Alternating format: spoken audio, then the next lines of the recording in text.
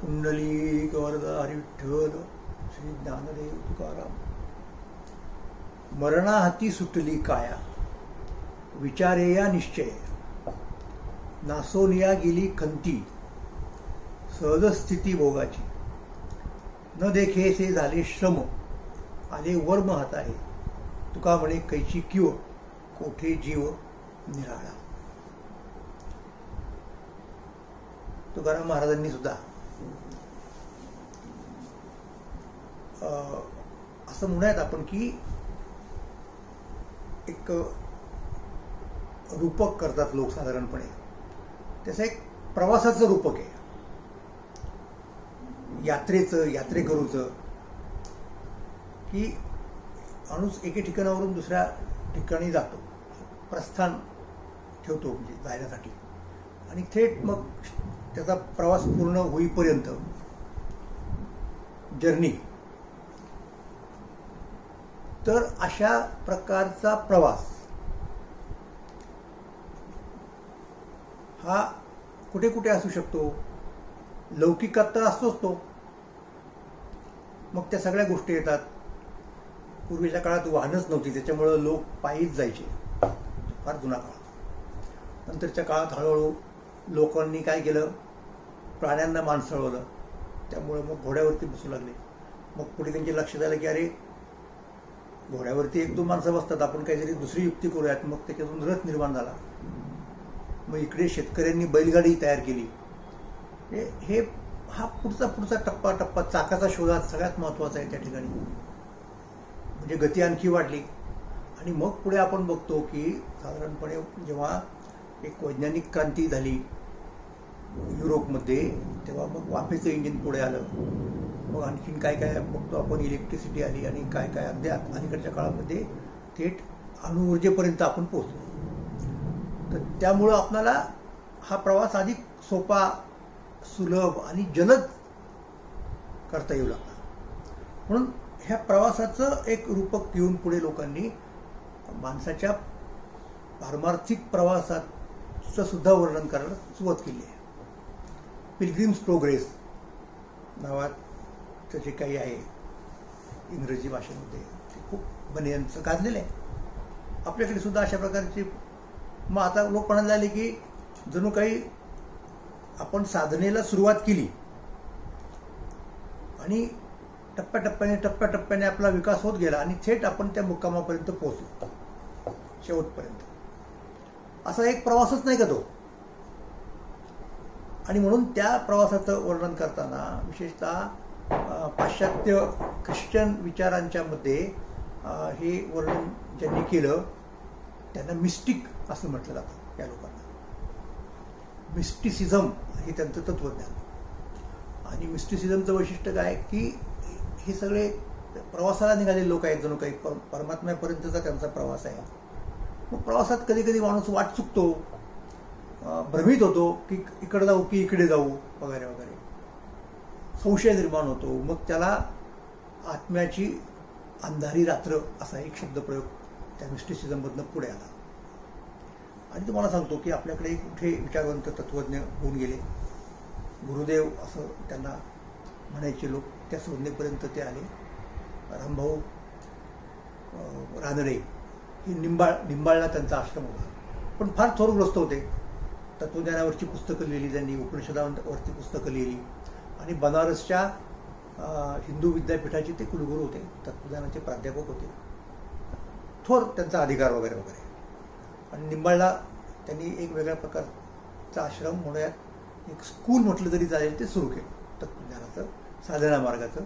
तर त्यांनी अशा पद्धतीने काय केलं की त्या पाश्चात्य मिस्टिसिझमच्या धर्तीवरती भारतातल्या, विशेषतः महाराष्ट्रातल्या संतांच्या विचारांची मांडणी केली. मिस्टिसिझम इन महाराष्ट्र हे त्यांचं पुस्तक फार गाजलं. मग त्याच्यामध्ये तो मुद्दा येतो की आत्म्याची अंधारी रात्र. मग प्रत्येक संतांमध्ये त्यांना असं लक्षात आलं की अरे हा टप्पा जो आहे तो टप्पा अशा प्रकारे थोडा संशयाचा आहे वगैरे वगैरे, थोडा निराशेचा सुद्धा असू शकतो, कशाला या गणित पडलो आपण वगैरे वगैरे. तर अशी एक त्यांनी मांडणी केली. त्यांची शिष्यशाखा महाराष्ट्रामध्ये होती, त्यांनी ती सगळी मांडणी पुढे उचलून धरली. डॉक्टर तुळपुळ्यांचं पुस्तक 5 संत कवी किंवा साक्षात्कार पथावरील उदाहरणार्थ तुकाराम, अशा पद्धतीची पुस्तकं अनेक मंडळींनी पुढे लिहिली. तर ठीक आहे, म्हणजे आपण एका विशिष्ट मॉडेलचा स्वीकार करून त्या पद्धतीने तो अर्थ लावू शकतो, त्याच्यात काही गैर असं नाही. म्हणजे आपल्याला त्या त्या विचारांची समजूत अधिक समृद्ध होते, म्हणजे दॅट इज वेलकम असंच आपल्याला म्हणता येतं. परंतु हा जो विचार आहे तो काही प्रमाणात त्याच्यापेक्षा वेगळा सुद्धा आहे. म्हणजे उदाहरणार्थ आपल्याकडे दादा महाराज सातारकर होऊन गेले आणि दादा महाराज सातारकरांनी संतांच्या सगळ्या विचारांची जी मांडणी केली ती अशी पठडीबद्ध साच्यात कुठल्या तरी बसवून अशी नाही केली. म्हणजे मग एक सरळ रेषेमध्ये तुमचा प्रवास आहे जणू काही. मग हा एक टप्पा. मग आपल्या प्रार्थना समाजातल्या लोकांनी सुद्धा तेच गृहीत धरलं होतं. म्हणजे त्यांचं जर तुम्ही पुस्तक 2 खंड पाहिले की अभंग चर्चा, तुकाराम महाराजांच्या अभंगांची चर्चा, आणि मग ते काय करायचे, एक अभंग घ्यायचे असे, त्याची चर्चा करायचे, खूप चर्चा करायचे.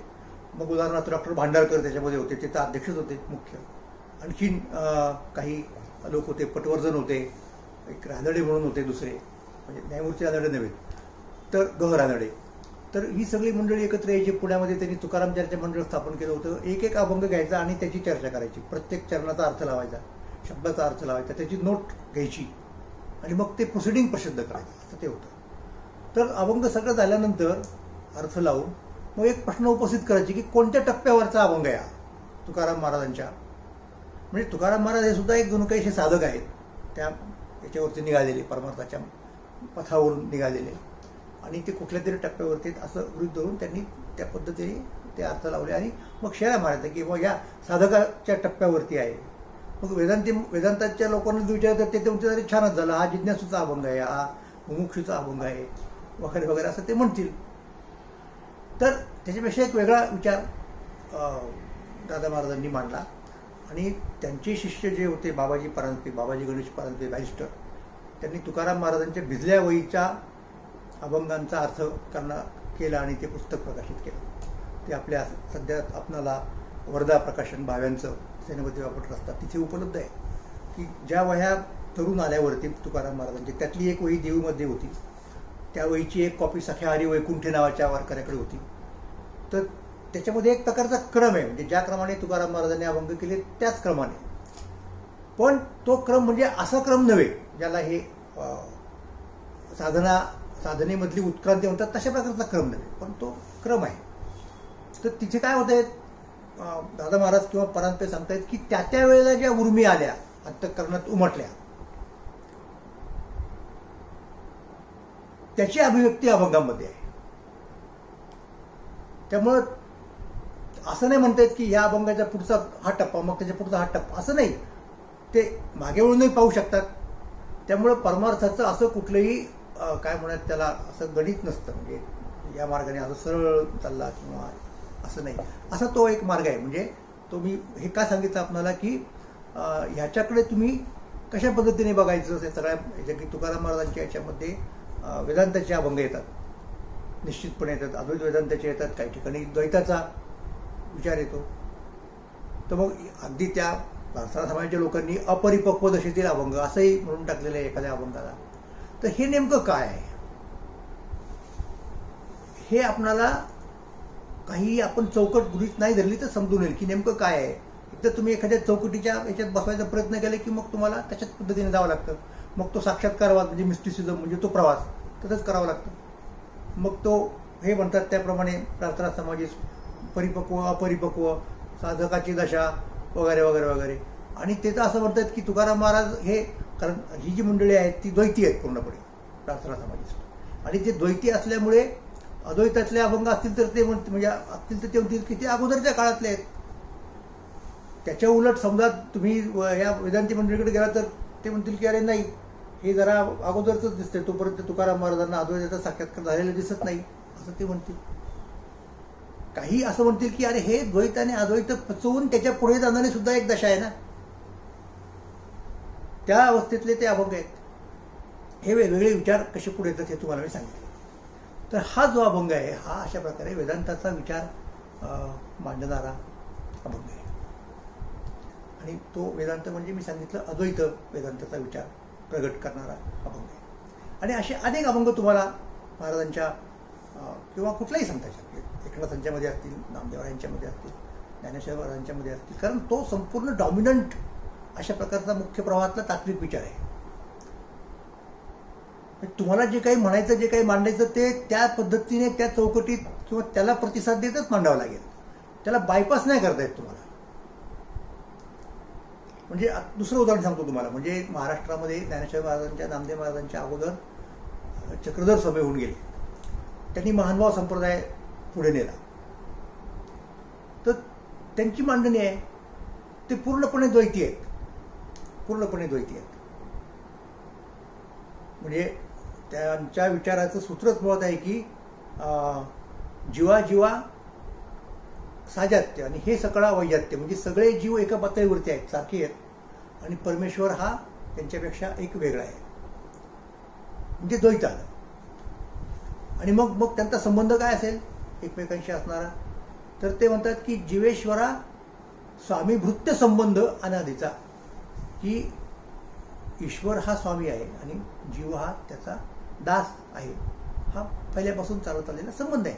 म्हणजे हा विचार परत चौकटीत कुठला येतो सगळ्या, हा त्या वेदांताने जी चौकट सिद्ध केली उपनिषदांच्या आधारानं, त्याच्यात तुम्हाला हा सगळा विचार मांडावा लागतो. मग ते विवेक सिंधुकार असतील, त्या दरम्यानच्या काळात होऊन गेलेले महाराष्ट्रामध्ये, त्यांनी सुद्धा अशाच प्रकारचा एक हीच चौकट घेतलेली आहे आणि ते मुकुंदराज सांगितलेलं आहे. तर तसं महाराजांच्या याच्यात तुम्हाला दिसेल. जसा एक अभंग आहे तुकाराम महाराजांचा की पहा इंटरेस्टिंग आहे, आणि त्याचा याच्याशी संबंध आहे. म्हणून मी तुम्हाला सांगतो की हा जो अभंग आहे तो प्रथम पुरुषी या पद्धतीचा आहे. स्वतःला पुढे ठेवून म्हणूयात किंवा स्वतःचं निवेदन ते करतायत, परंतु दुसऱ्यालाही ते याच पद्धतीने सांगू शकतात ना. म्हणजे तो प्रसिद्ध अभंग आहे, तो तुम्हाला सांगतो. मग आपण याच्याकडे वळू. कसा अभंग आहे तो? तो अभंग असा आहे की अमर आहा अमर आहा, खरे की पहा खोटे. तुकाराम महाराज सांगतात लोकांना की तुम्ही अमर आहात, तुम्ही अमर आहात. आणि मी सांगतो म्हणून नव्हे, तर खरं आहे की खोटं आहे तुम्ही तुमचं बघा, तपासून पहा माझं म्हणणं. अमर आहा अमर आहा, खरे की पहा खोटे. लोक म्हणतात की असं कसं तुम्ही म्हणणार? दिसतंय आम्हाला अनादिकाळापासून जगराटी आहे, मनुष्य जन्माला येतो आणि मृत्युमुखी पडतो. अवतारांना सुद्धा, परमात्म्याच्या अवतारांना सुद्धा मरण चुकलेलं नाही. मग तुम्हाला हे कुठल्या आधारे तुम्ही म्हणता? तर तुकाराम महाराज सांगतात पुढच्या त्या दृपदामध्ये, अमर आहा खरे की पहा खोटे, न म्हणा देह माझा ऐसा, मग भरवसा कळेल. काय म्हणा म्हणजे काय समजून घ्या? देह माझा नाही, न म्हणा देह माझा ऐसा. देह तादात्म्य सोडा. मग देह तादात्म्य सोडा आणि मग काय काय पुढे काय? तर देह तादात्म्य सोडायचा अर्थ की मी देह माझा नाही, मी देहाचा नाही, तर मी आत्मरूप आहे असं समजा. न म्हणा देह माझा ऐसा, मग तुम्हाला ते कळेल, मग भरवसा कळेल. मग अशा पद्धतीने मी देह नाही, मग मी कोण आहे? तर मी परमात्माच आहे, परमात्मरूप आहे असं जर तुम्ही म्हणालात, तर मग काय होईल की मी एकटाच परमात्मरूप आहे आणि मग बाकीच्यांचं काय? तर सगळेच. म्हणजे तुम्ही जेव्हा अहम ब्रह्मास्मी म्हणता तेव्हा तिथे थांबून चालणार नाही ना. मी ब्रह्म आहे असं जेव्हा आपल्याला म्हणावं असं वाटतं तेव्हा तत्वमसी, तू पण ब्रह्मच आहे असं म्हणावं लागतं ना. आता मी काय किंवा तू काय हे जीव आहोत, परंतु आपल्या बाहेर आपल्या दोघांपेक्षा अनेक गोष्टी आहेत की ज्या काही त्यातल्या सजीव असतील, इतर जीव आहेत, काही निर्जीव असतील. मग तिथं काय म्हणणार? मग म्हणायचं की सर्वम खलु इदं ब्रह्म, सर्वच ब्रह्म आहे. मग तो जीव असेल, अजीव असेल, सजीव असेल, निर्जीव असेल, जे काय असेल ते. परंतु प्रकर्षानं कुठे जाणीव आहे? ही जीवामध्ये जाणीव येते, ही पाषाणामध्ये नाही येणार. जाणीवेचा सगळ्यात जास्त विकास कुठे झालेला आहे? तर जीवामध्ये, आणि त्यातल्या त्यात मनुष्य प्राण्यामध्ये. निजज्ञान घातले देही. बाकीच्या प्राण्यांना ज्ञान आहे की नाही? आहे ना. आपण बघतो कित्येक वेळा आपल्याला आश्चर्य वाटतं की अरे कुत्र्याला कसं एवढं समजतं, मालकाला ओळखतात बरोबर, शेपूट हलवतं बरोबर. हे काय प्रकार आहे? ते पोलिसांची कुत्री तर काय ते गुन्हेच शोधून काढतात. म्हणजे त्यांना ज्ञान आहे, सजीव आहे. वनस्पतींना सुद्धा असतं काही प्रमाणात असं लोक म्हणतात, शास्त्रज्ञच म्हणतात. मग माणसाचं वैशिष्ट्य काय की निजज्ञान, आत्मज्ञान, सेल्फ कॉन्शियसनेस ज्याला म्हणतो आपण, ते त्याच्यामध्ये आहे. आणि म्हणून तो एक वेगळाच आहे या सगळ्या विश्वाच्या पसाऱ्यामध्ये, जो अहम ब्रह्मास्मी म्हणू शकतो, जो तत्वम असे म्हणू शकतो, जो सर्वम खलु इदं ब्रह्म असं म्हणू शकतो. तीच या उपनिषदांमधली महावाक्य म्हणून पुढे आहे. तर अमरहा याच्यामध्ये ते तत्वमसीचं संपूर्ण प्रतिबिंब दिसतं तुम्हाला. खरे की पहा खोटे, न म्हणा देह माझा ऐसा मग भरवसा कळेल. कैसा धाक सकळी काय आपुले. म्हणजे मी जर ब्रह्म असेल, आम्ही देव तुम्ही देव, मध्ये भेव काय असा महाराज म्हणतात. आम्ही देव आहोत आणि तुम्ही देव आहात. भेव मग भीती कशाची आली. कैसा धाक सकळीक हे आपुले. देवची बरे तुका म्हणे खरे तुम्ही. न म्हणा देह माझा ऐसा मग बरोबर कळेल. हे महाराजांनी ह्या अभंगात एक ग्रॅमॅटिकली फार गंमत केलेली आहे. आणि ते कवीचं लक्षण आहे, खऱ्या कवीचं लक्षण आहे. आपण कसं म्हणतो की जेव्हा आपण दुसऱ्याला काहीतरी संबोधित करत असतो त्यावेळेला तू, तुम्ही, आपण या गोष्टी पहिल्यांदा येतात ना, ॲड्रेसी ज्याला म्हणतो आपण. तर महाराजांनी काय केलेलं, हे कोणाला उद्देशून आहे, तर तुम्हीनी सुरुवात न करता तुम्हीनी शेवट केलाय. तुका म्हणे खरे तुम्ही, म्हणजे तुम्ही अमर आहात, तुम्ही अमर आहात. तुम्ही बघा खरे की खोटे, तुम्हाला कैसा दाख. आणि शेवटी देवाची बरे तुका म्हणे खरे तुम्ही. हे महाराजांनी या पद्धतीने सांगितलं. ग्रामर उलटपलट केलं. भाषेमध्ये चालतं, कवींच्या भाषेत तर चालतं. तर हा जो अभंग आहे तो दुसऱ्याच्या संदर्भात त्यांनी मांडणी केली, तुम्ही. आणि इथे आता अमरहा म्हणजे काय. अमरहा म्हणजे मृत्यू येणार नाही, मरणशील नाही. आणि हे पहिल्यापासूनच आहे बरं का. म्हणजे तत्वज्ञानामध्ये मोठा मानला गेलेला ग्रीक विचारवंत, बाप माणूस त्याला म्हणूयात आपण, तो म्हणजे अरिस्टॉटल. तर अरिस्टॉटलने लॉजिक लिहिलं, तयार केलं. लॉजिक, तर्कशास्त्र तयार केलं. तिकडे जसं आपल्याकडं गौतमांचं न्यायशास्त्र आहे, आपल्याकडचं लॉजिक आहे तर्कशास्त्र, तिकडे अरिस्टॉटलने तयार केलं. आणि त्या अरिस्टॉटलच्या तर्कशास्त्राचा प्रभाव कित्येक शतकं नव्हे तर हजारो वर्ष पुढे चालत आला पाश्चात्य तत्वज्ञानाच्या इतिहासामध्ये. तर त्या अरिस्टॉटलने एक सिलॉगिझम ज्याला म्हणतो आपण, की युक्तिवाद कसा असतो, अनुमान कसं असतं, हे सांगण्याचा प्रयत्न केला. आणि त्यातलं त्याची अत्यंत गाजलेली एक हे उदाहरण ते कोणतं, की सर्व माणसं मरते आहेत. सॉक्रेटिस माणूस आहे म्हणून सॉक्रेटिस मरते आहे. तर सर्व माणसं मरते आहेत म्हणजे एक व्याप्ती सांगितली, की मनुष्यत्व आणि मर्त्यत्व ही व्याप्ती आहे. आणि सॉक्रेटिस हा त्या व्याप्तीचा एक भाग आहे. तो मनुष्य आहे, म्हणजे मनुष्यत्वामध्ये आहे. आणि म्हणून आपोआपच तो मर्त्य असला पाहिजे, हे त्यांनी सांगितलं. तर हे अनादिकाळापासून पाहत आलो ना आपण. अरिस्टॉटलने याचा उल्लेख केला. म्हणजे आचार्य विनोबा भावे गंमत करायचे फार मोठी. तर ते म्हणाले की पहिल्यापासून अरिस्टॉटलने ते सॉक्रेटिसचं उदाहरण घेतलं, हे सिलॉगिझम सांगताना, हे अनुमान स्पष्ट करताना. आणि नंतर गेले कित्येक शतकं तत्वज्ञानाच्या वर्गामध्ये जेव्हा लॉजिक शिकवतात तेव्हा हेच उदाहरण घेतलं जातं. म्हणजे सॉक्रेटिस मर्त्य आहे.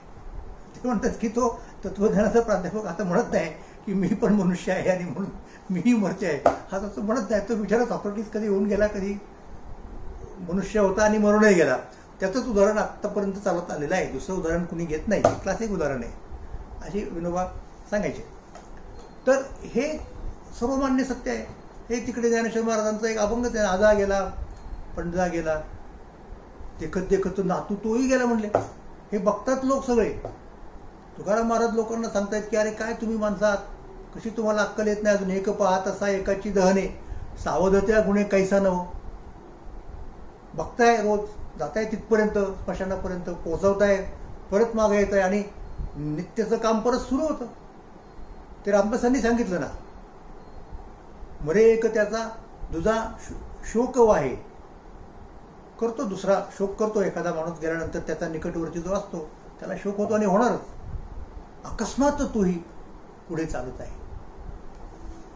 पण नित्याची जगराहाटी चालूच राहावी लागते. त्यालाही जगायचं असतं, इतर खूप लोक शिल्लक असतात त्यांच्याकडे पाहायचं असतं. त्यामुळं त्याचं त्यालाच कळत नाही, अकस्मात तो बाकीचे व्यवहार त्याचे तो करू लागतो. अकस्मात तो पुढे चालतो. म्हणजे हा तो जो व्यवहार आहे तो त्याची आठवण करून देतो लोक, तरी आपले पहिले पाडे 55 म्हणून लोक त्या पद्धतीने वावरत राहतात. हा आपला आत्तापर्यंत चालू आहे. त्याच्यामुळं अनेक वेळेला ह्याची आठवण करून द्यावी लागते. अरे कुठल्या भ्रमामध्ये आहेस तू, 14 चौकड्याचं राज्य, तो रावण, तो सुद्धा गेला वगैरे वगैरे, हे आपण एकमेकांना सांगत असतो आणि इशारा देत असतो की अरे बाबा आपल्याला पण जायचं आहे, तुला पण जायचं आहे, मग जरा नीट वाग वगैरे वगैरे वगैरे. तर इथे हा मुद्दा आला महत्त्वाचा, की ज्याच्याबद्दल आतापर्यंत कुणी संशय घेतलेला नाही. आणि तुकाराम महाराज या ठिकाणी म्हणतायत आता, मरणाहाती सुटली काया, विचारेया निश्चय. की अशा प्रकारचा विचार केला, अशा प्रकारचा निश्चय केला की ज्यामुळं काया मरणाच्या हातून, मरणाच्या तावडीतून सुटली.